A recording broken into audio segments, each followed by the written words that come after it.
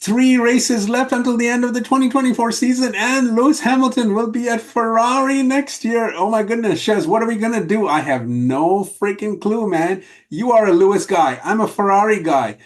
Will we be able to survive next year and beyond? Who knows? But let's discuss. Okay, so as we dive into what Lewis Hamilton's season at Ferrari or his stint at Ferrari might look like for the next couple of No, years. but Ammar, look, man. Oh When I'm talking man. about Lewis, no, just stop, man. Like you can't say that. Like you know that's not what's going to happen. Well, thank you for the interruption. If you like interruptions like this, please please subscribe on our video. Please leave us a comment. You guys are funny with the comments, man. I love the comments. The more funny you can do, the better. Do us a favor. Please hit subscribe. We are trying to reach that very magnificent, a whopping 920 subscriber list. That is our goal for today.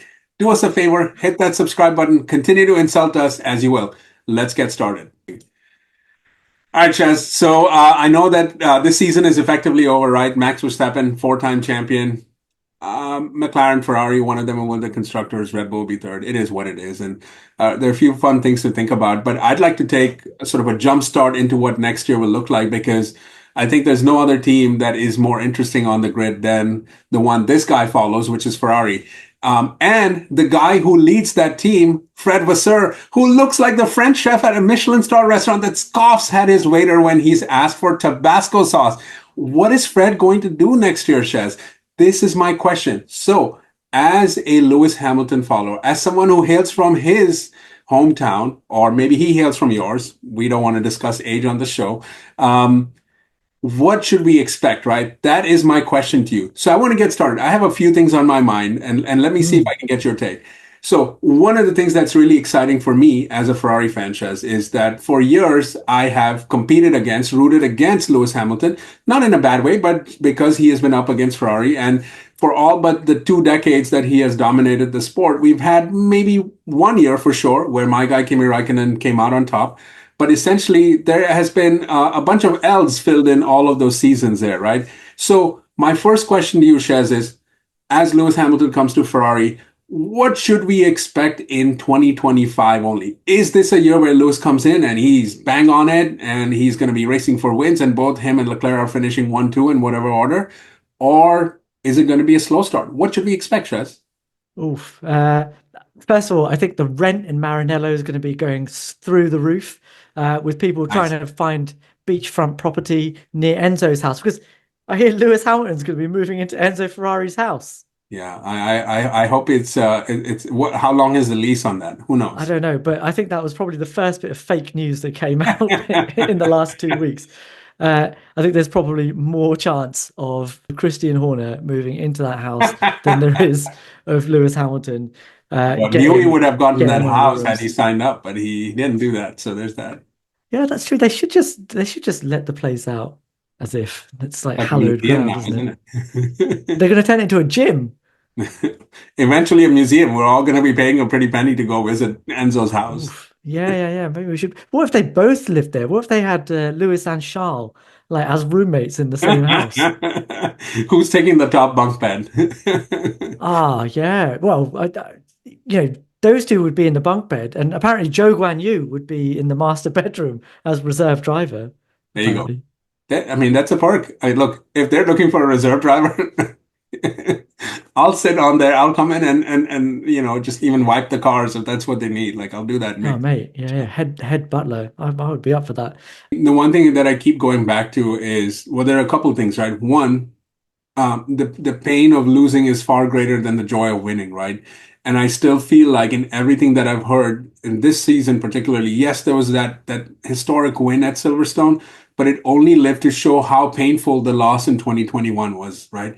And I would sincerely hope that that has been shed away by both Lewis and Mercedes to a certain extent, because that really sets us up for an exciting next year as well. But in particular for Ferrari, I think it would be nice to have the version of Lewis Hamilton that they're expecting, which is the 2021 version of it, right? Not necessarily the last couple of years, certainly not this year's Lewis Hamilton, because I would agree with you. Look, Mercedes has not given him a car that would be anywhere close to his talents, But I have to admit that sometimes the body language from Lewis and then him making it very clear that, even 3, 4 races left, he is looking forward to the next season already. Now, that might be the case. Everyone's a human being. I'm not going to hold it against them. But the very fact that it's out there in the public says to me something that's, slightly off. And hopefully a reset button can be helpful. The part that makes me a little bit more skeptical and maybe even slightly cynical about Lewis being successful is that it is Ferrari, and Ferrari have not had a good run with bringing in past champions. Present company included in Alonso, and then more recent company in Sebastian Vettel. And it is what it is there. I mean, there's not been a whole lot of success again, unless you want to go back to Schumacher. But really, that was a completely different era too. And in this era, there's far more questions about Lewis's capabilities ever more than before. And me saying questions about his capabilities are not to say that he has fallen off form, but the Lewis Hamilton standard was so high that he might be slightly here, right? But we can see that difference a little bit more pronounced, right? Because he has been the standard, the benchmark. Him and Max, you'd have to put them up there, one and 1A, 1B, depending on how you decided that. But the reality is that there has been a little bit of a dip in form. Does that mean make him worse than some of the other drivers? Absolutely not. I mean, I would still pick whatever this iteration of Lewis Hamilton is over the two McLaren drivers. I would not pick him over Max, but I would also probably not pick him over Charles, to your point, given where Charles is at. But Lewis Hamilton is still there. But Chez, the history is there. The history isn't good. Will he buck that history is the real question now. Yeah, and the answer to that question is I don't know. Mhm. My contention has always been, even this season, that I don't think this is an age thing. I've even come out and brought you guys some medical journal evidence that suggests that that's not the case. And there's so many other reasons why Lewis is underperforming at the moment that are independent of his age. Um, the question for me is whether or not there is something inherent in the cars that we've got at the moment, or is it something that's inherent in the Mercedes? Because if it's something that's inherent just in the Mercedes that he can overcome at Ferrari, then I think it's a different ball game. Yeah. I think, Shez, one of the things that is slightly underrated because we cannot measure it is how you feel emotionally and psychologically, right? I think one of the most telling things in that Silverstone victory was what Lewis said. He kind of had lost faith in himself, right? I'm paraphrasing, something to that extent. He didn't quite know if he could win at this level, perform at this level. And I think losing for as long as he has, starting with AD 2021, and throughout these last years, I think the cumulative toll of that cannot be measured, but it is there. It's evident. He raised voice and concerns. And to be honest, since Silverstone, there hasn't been anything that Mercedes has shown that would be like, oh, well, forget race wins, just being relevant in competition, right? That hasn't been there. And for a 7-time champion to go through that, I think it takes a lot on you, and you kind of lose a step. Now, how big of a step, we'd find out, to your point, right? It's TBD, but I do feel like there's a little bit of a sort of a learning curve there that he would have to establish. And keep in mind, Chaz, Ferrari is unlike any other team. Like we're less rational, more emotional than anyone else. And it could be spectacularly great. It could be spectacularly bad too, right? Depending on these two characters that are at play. So I think it's interesting, but I don't know. I feel like the emotion from Ferrari seems to be overwhelmingly positive, no matter what everybody else is saying about is signing Lewis Hamilton a mistake. And it's weird how that's transitioned at the beginning of the season from is Lewis making a mistake by going to Ferrari to is Ferrari making a mistake by hiring Lewis Hamilton. I just find that a weird transition. But I feel that actually in Italy and in Ferrari, they're super hyped to have him come over. Like Of course. there don't seem to be any qualms about it. And me too. I'm energized by it. I think it will be great to have him in a different team, and I'm really excited to see what he can do. I have these tiny little doubts about whether his style, which has worked for so many different types of car across so many different types of rule sets, just finally run its course, because everybody is doing something different to that V style of cornering that he does. And I still feel that that's the biggest problem. But to your point about has he lost a step? Look, a fully motivated Lewis Hamilton was still able to overcome in qualifying his teammate in 2022, was able to come third in the championship in 2023, third in the championship in 23, right? And it's only in 2024 when he's properly let his head drop. But I feel like he's always been that driver. Like there's that I talk about not just emotional. I talk about the archetypes of Formula One, right? And I feel like they fall into two categories. There is the Senna type of driver that will um, always put it on the line every session, every lap, no matter what the car is, no matter what the situation is, no matter who their rivals are, they'll just absolutely hammer it. Sometimes to the detriment of their performance in certain circumstances. Whereas there's the Prost archetype who won't push on every single lap. It's is sort of epitomized by that win at the slowest possible speed. But what that really means is that when the opportunity is there, they'll absolutely switch it on. And and even some of the drivers that we think are absolute lions of the sport, you think about Fernando Alonso. Alonso really only like he talks a big game about this is the greatest performance I've ever put in when he's finished 14th and 3 laps behind the leader. But in reality, when he actually has an opportunity to win a race, he absolutely goes for it. And that's kind of what we saw. You talked about Silverstone. I would bring in Belgium, the race 2 races after that as well, that when there's an opportunity to win a race, there's an opportunity to be the guy at the front. They grab it with both hands, and that's when the magic comes. But it takes the You have to it takes believe. the possibility of a good result to happen for them to really fire up. And you saw that throughout 2021, like every single race other than Monaco, Lewis was fired up and ready to go because there was something on the line and there was something he had the ability to go for it. Um, and I think what we're seeing right now is that Yeah. possibility Yeah. Of course. isn't there. But as soon as he has but even in the early part of this rule set, when the car wasn't great, Lewis was trying to do things to get himself further forward. When the opportunity presented himself, he was there. That's how he got third in the championship last season by absolutely pulling out the stops when he needed to pull out the stops, not being there every lap of every race of every session of every free practice session. And that I think is why we're seeing what we're seeing right now. And I'm banking on that not being what we see next year.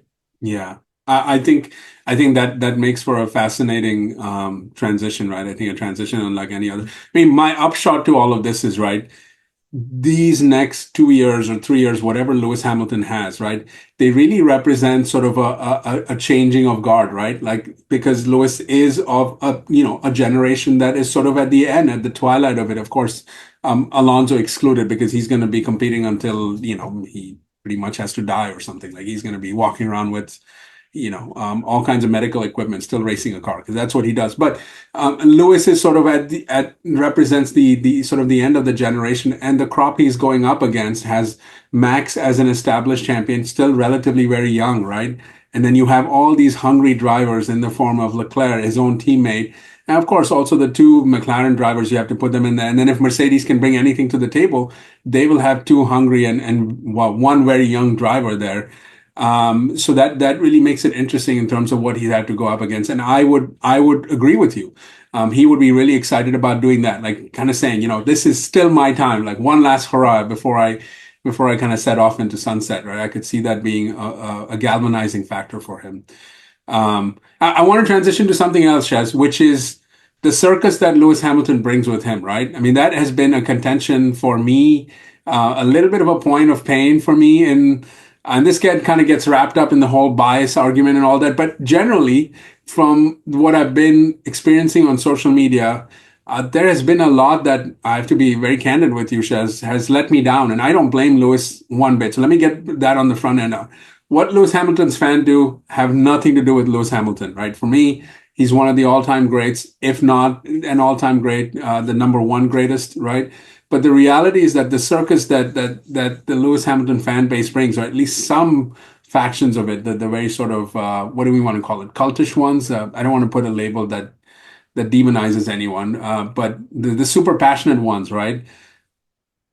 I mean, stuff like Sabotage Gate and like Mercedes are deliberately, underinflating his tires and like, oh, Shez, help me out. Is this what I'm going to experience next year? Yeah, 100%. But that's I think that actually Mercedes overall have been too polite with all of this. Like there's been the odd tweet. Remember the if you don't Oh, if you don't like me if you now. don't like me yeah, if you don't love me at my worst, you don't deserve me at my this. I mean, come on.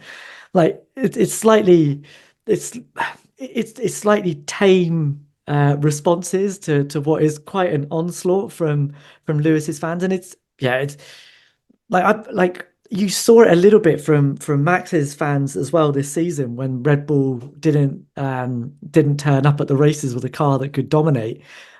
Suddenly, Red Bull are a complete shambles, and they're robbing Max of a title. But that is basically what Lewis Hamilton fans have been saying about Mercedes for probably mid 2021, because there's and this does go to driver biases, right? Like that everyone has, I think, an inherent value system about and an inherent like belief about their beliefs.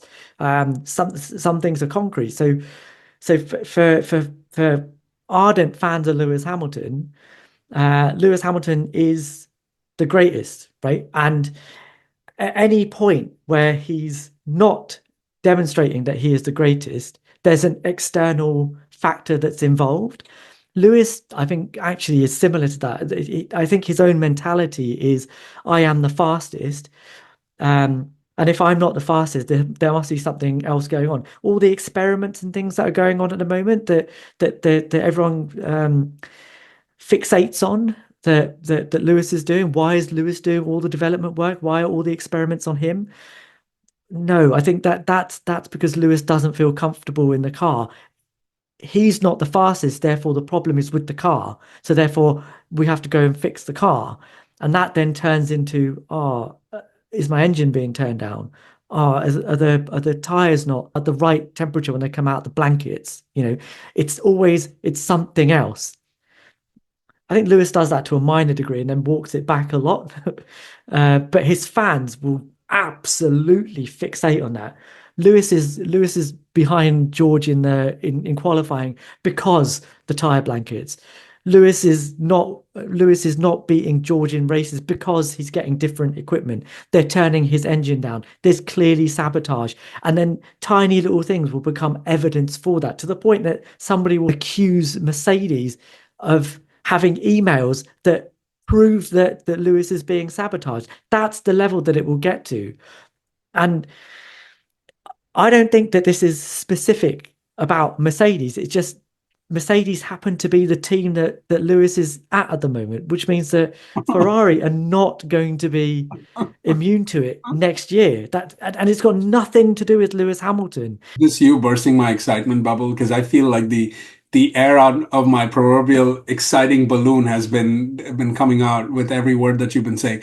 I mean, look, this is going to be tough, man, because we just got done saying Lewis could have a slow start, right? He could. I mean, he could have a great start. He could have a slow start too. Who knows? But if there's a slow start, are we gonna be doing this week in and out, right? Ferrari are deflating his tires, or they want to make Leclerc look good because he's the homegrown son. Is this what I have to expect? Like, hey man, Yes. can you tell your brothers and sisters and family not to do that? Like the most extreme ones, man. We haven't won a thing in damn near 2 decades, Chess. Like I want to win something now. I want to win something, not just the odd race. I want to win a championship. Come Yeah, on. but that's good. But as always, Ammar, that comes down to my three favorite things, which is technical operational and strategy, and Ferrari are going to have to do at least 80% of that work themselves. That's what Michael Schumacher said. 80% of it is the car. I So just want you to know that we're not great at strategizing in race. I'm sure you've seen it, but I think actually Ferrari have been very good recently, this yeah. season. Yeah. But We don't say things like that. that should bode well for next year. No man, look, Jinx us, man. I think Ferrari under Fred Vasseur is a different animal to what it was before. I still think Mattia Binotto got a No. poor Will not shake, allow it. Will but not allow only as a team principal. As a team principal, he was shocking, but as a technical director, actually, he was pretty effective. it. Okay. For a long, like you don't have the I mean, title I shots didn't that see a whole lot Sebastian. of development from that 2022 car either. So anyway, in a season where they should have come out miles Yeah, ahead because they had been banking on the rule set change and they were not really competing for anything before that. Like yeah, right. But they were the fastest car at the beginning of that season, and I would argue that you wouldn't even have had a title shot in 2017 and 2018 if Mattia Binotto had not been there. Just putting that out there. But that being said, Ferrari have to bear the brunt of their performance ultimately, right? And yes, it's a great problem to have two drivers both competing for a world championship, whether you're letting them race against each other or not. And we can have an argument about which one is going to come out on top, because I still don't think that's 100% nailed on one way or the no, it other. isn't. It isn't. But winning a championship comes down to the fact that it is about those three things. Like you have to have a fast car, you have to be able to develop that fast car, which Ferrari have started to prove that they can do. That they're the only team that really, in the middle of the season, tried something different, didn't understand it, and then have made amends for that and come out at the end of the season stronger. Mercedes made a big change and then haven't been able to catch up. McLaren just didn't make a change, and Red Bull exactly the same. They made a big fat change in the middle of the season and aren't really any have been struggling for the rest of the season. So Ferrari have proven that they can develop a car, and they did it at the end of 2023 as well. So that bodes well technically, and from an operational and strategy point of view, also they are producing fast pit stops, and they're not getting caught out on the strategy front either yet. And that is all part of Fred's magic, right? He's been able to bring in the thing that Mattia Bonotto thought he was bringing in, that no blame culture, which was actually just a no fault culture. That like nothing ever goes wrong culture, even though it was clearly going wrong. Fred seems to have made subtle changes in the background, hired and fired as needed to, but without making a massive fanfare about it and not blaming people for stuff. And that seems to be paying dividends. You'd expect that that's what's going to happen over the course of the next season as well. So yes, I think they're on a good trajectory. Whether that translates into a championship does depend a little bit on how the drivers are managed. How do you think that's going to go? Yeah, I have no idea, right? I mean, I think this is interesting. This is going to be a headache for Ferrari, right? If they are, um, it's a damned if you do, damned if you don't situation, right? If Ferrari stink, then they stink, and then I'm gonna be one of the first sort of piling on hate on them. But if they are successful, let's say that they are, fighting for wins every race.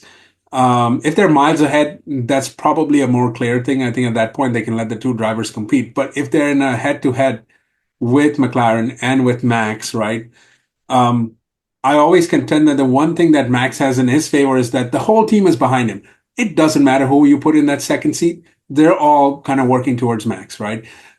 McLaren have two drivers that are conceivably competing, but if Oscar is going to be what he's going to be, and maybe he's going to come ahead of Lando, then maybe Lando takes on the second role, Shez. But I don't know what Ferrari will do next year because if they are in the hunt for both championships, especially the Drivers' Championship, what do they do with these two drivers?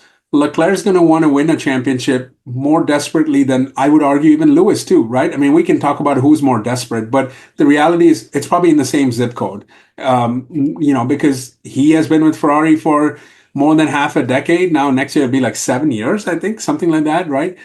He wants to win. He wants to be the next Max, and he's seen what his good friend Max has done. He's going to be winning his fourth damn championship. Or if Lando were to win this season, imagine how that would feel too. Like, so I don't. Yeah, exactly. See, That'd be I awful. don't see how.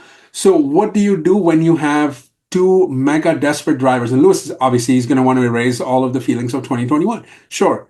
What does Fred do in that situation? How much can they compete against each other? Um, when Carlos was in the team right now, I think it was pretty evident that he was sort of a step behind Leclerc. I mean, sure, he showed flashes, but Lewis Hamilton brings in a different ball game, right, altogether. And the added fact of the pressure that the outside puts in. I mean, look, Mercedes, I would argue, responded with a tweet, and as you said, they could have said more. But how many of their internal decisions were impacted by it? Ferrari, I could see getting really impacted by that kind of stuff, like really, really quickly. Like that, it has happened. Ferrari are like the Dallas Cowboys of Formula One. Like they will listen to the outside world and then kind of make transactions based on that. And I'm worried about that, to be honest. I am worried because I want my team to win. Ideally, I want it to be a 2016 type of scenario where the two drivers are Ferrari is so far ahead that it doesn't matter. Eventually, one of them is going to win out, and you can have that. But I don't think next year you can expect that. There's going to be competition. That's the one thing we can go into next season with some sort of confidence, right? There is going to be competition. I wouldn't rule out Max with the Red Bull either. Like, there's just no way to do that. No, I mean, no, absolutely not. But what I would say is, doing a Red Bull is a surefire way of having one of your drivers win a championship and your car finishing third in the constructors. Yeah, but So you can't do that with Ferrari, right? Like my point is if they have to get a drivers championship, Red Bull can be focused on that and be like, bleep the rest of it. Who cares? Let's just focus on getting Max. If Max I think they care quite a lot about the fact that they're coming third in the constructors, man. That's no, a if they lot cared, of then they wouldn't money. have Checo in there, Shez. Like, I mean, we can't have this discussion. Uh, They okay, wouldn't. okay. They wouldn't Well, have. Hey, it's not even we should. about. I mean, it's to degree, Shez. It's not even about favoring one driver or the other for race win. Checo's not even. I mean, he has not. I can't even remember the last time he qualified in Q3 in a race. I don't know. Like, you can't think about winning a constructors doing that. Like, that's not strategy or favoring one driver or the other. It's just. Yeah, I mean, we can bookmark this, but I think Red Bull's main problem is that they haven't had an alternative Yeah, when sure. they've had the chance to get rid of him, and now they're kind of stuck with him.